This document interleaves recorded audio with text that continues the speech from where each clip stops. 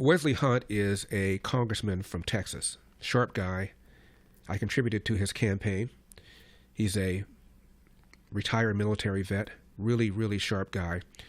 He gave a response to Jerry Nadler, and I want to play it for you. 29. With the stroke of a pen, he has revived the harsh and inhumane policies of his previous administration, such as the Remain in Mexico program, eliminated enforcement priorities, sharply reduced the availability of humanitarian parole, begun dismantling the refugee program, and launched a breathtaking assault on the Constitution by attempting to end birthright citizenship. But the Trump administration's policy of mass deportation and destroying legal pathways, wrapped as always in a blanket of hateful rhetoric, will not fix our broken immigration system. It will only make it harder to reach the bipartisan comprehensive solutions that are so desperately needed. Mr. Beer, thank you for being here today. Republicans are using this hearing to lay the foundation for their own anti-immigration agenda. Mr. Beer, does it make sense to send children who are born in the United States to countries that they don't know, may never have been to, and where they have no support network? No, it absolutely does not. It makes the country weaker. It discourages legal immigration. It discourages high-skilled immigration. Look, when I talk to a lot of high-skilled immigrants in this country, they talk about their family. They talk about the hope they have for their children to be Americans, to grow up in this country and to contribute to this country. And we should want them here. We should want to encourage them to stay. And one of the greatest things the United States has ever done is had birthright citizenship, because it encourages assimilation. Everyone who's born here knows I'm an American.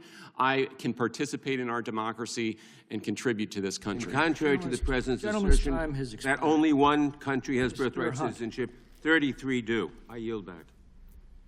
Mr. Hunt. Mr. Chairman, Biden wanted you to think that it was normal to live in an America with open borders, to live in an America with sanctuary cities, to fly 30,000 people per month from Cuba, Haiti, Nicaragua, and Venezuela into America on commercial flights, to turn temporary protected status into permanent protected status.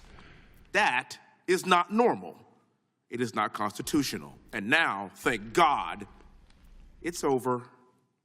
Do you want to know what is normal? President Trump's policies are normal, and he's back. And he is here to help.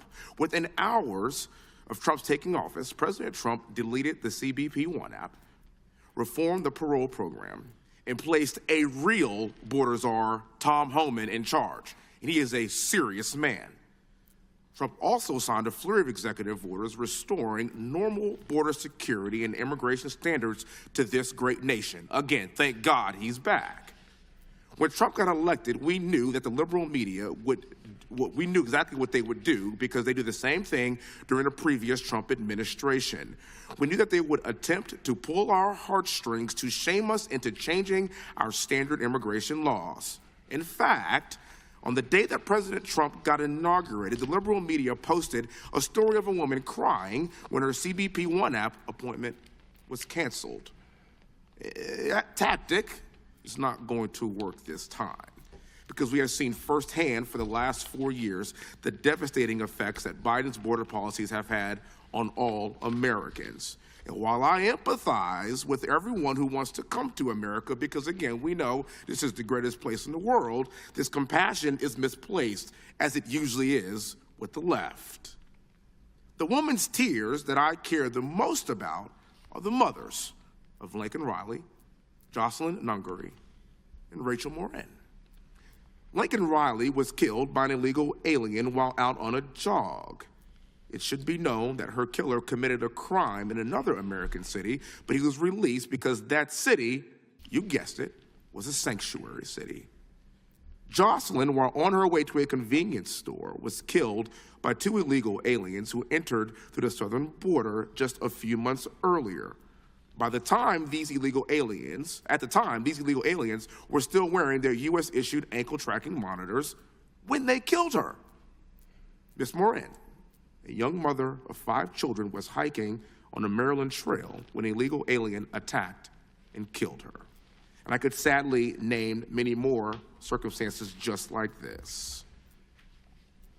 I don't know about other countries, but in America, our daughters, and I have 2 of them, should be able to go for a jog and a run or to a convenience store without the fear of an illegal alien killing them. That goes for all of our children in this nation. I serve this country to protect my children and our sons and daughters.